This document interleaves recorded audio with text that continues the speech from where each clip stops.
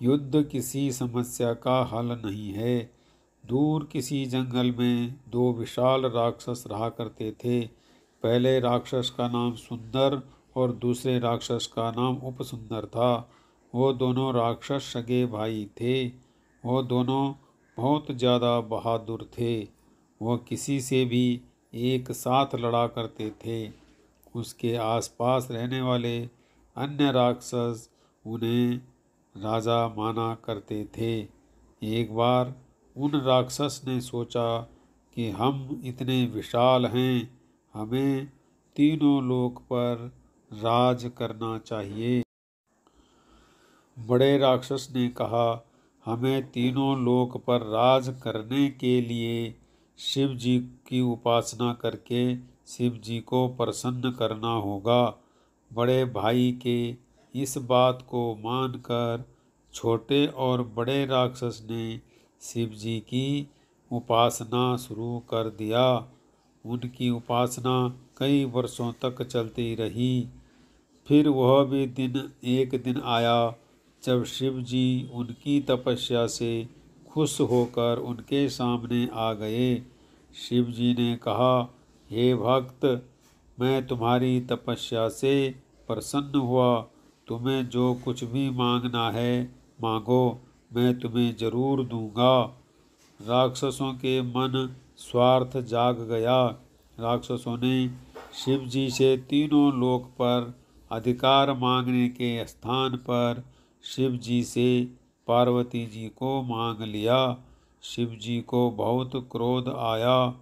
शिव जी ने राक्षसों को वचन दे दिया था। अब चाहकर भी वो अपने वचन से पीछे नहीं हट सकते थे।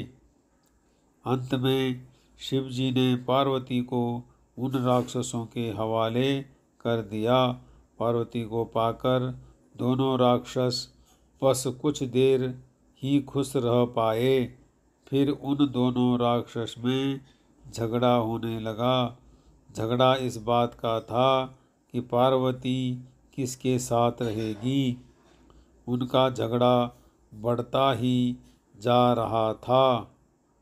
दूर से शिव जी इनके झगड़े को देख रहे थे।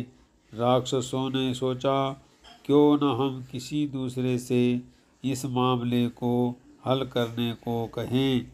शिव जी के लिए यह अच्छा मौका था।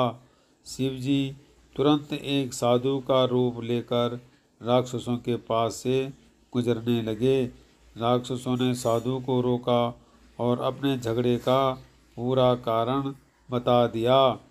साधु ने जब दोनों राक्षसों की बात को सुन लिया तो फिर बोले, इस समस्या का हल बस एक ही है। पहले आप दोनों को खुद में युद्ध करना चाहिए। जो इस युद्ध में विजय होगा उसके साथ ही पार्वती जाएगी। बस साधु की बात को सुनने के बाद तुरंत दोनों राक्षस आपस में युद्ध करने लगे। वह दोनों राक्षसी एक दूसरे के सामने काफ़ी मजबूत थे। कुछ समय के युद्ध के बाद दोनों राक्षस अपनी जान को गंवा बैठे। शिव जी ने अपने साधु के रूप को बदल लिया और अपने वास्तविक रूप में आ गए। इसीलिए कहते हैं कि युद्ध किसी समस्या का समाधान नहीं होता।